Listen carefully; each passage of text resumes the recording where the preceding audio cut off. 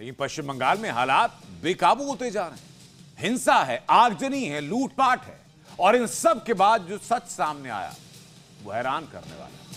क्योंकि आपको मुर्शिदाबाद की तस्वीरें दिखाई, मालदा की तस्वीरें दिखाई, दिनाजपुर की तस्वीरें दिखाई और बताती हैं कि बंगाल अब आतंक की मानो एक नई प्रयोगशाला बन चुका हो।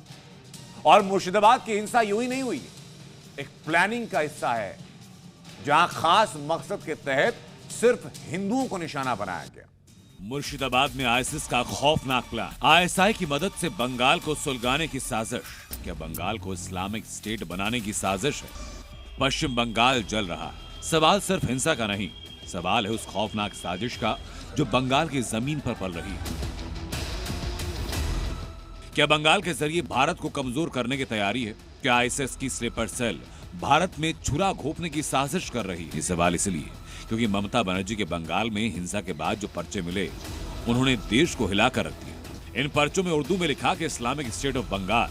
हैरानी की बात यह कि हूबहू यही लाइन, यही शब्द पहले भी बांग्लादेश की हिंसा में सामने आ चुके हैं। सूत्रों के मुताबिक बंगाल के 3 जिले मालदा, मुर्शिदाबाद और दिनाजपुर, यहां मिले पर्चों में लिखा है इस्लामिक स्टेट ऑफ बंगाल और जिक्र है इस्लामिक खिलाफत का।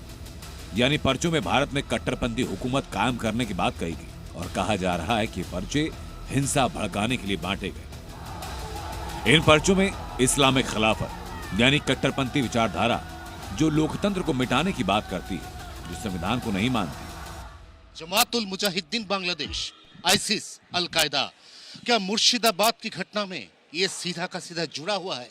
सवाल सबसे बड़ा ये है कि मुर्शिदाबाद में जिस तरीके से पूरा का पूरा साजिश रचा गया, उसमें सीधी तौर पर ताबड़तोड़ इन लोगों की जो कोशिश है उसकी साफ छवि दिख रही है। हालांकि इंटेलिजेंस अभी तक इस बात की पुष्टि नहीं कर पाई है, लेकिन पैटर्न देख के ऐसा लगता है कि मुर्शिदाबाद की घटना में कहीं ना कहीं अंतर्राष्ट्रीय जो आतंकवादी संगठन है उसकी साजिश यहाँ पे रची हुई है। बंगाल के मुर्शिदाबाद और मालदा वो जिले जो बांग्लादेश की सीमा से सटे हैं, यहाँ से लगातार अवैध घुसपैठ, नकली नोट और रोहिंग्या नेटवर्क की खबरें आती रही।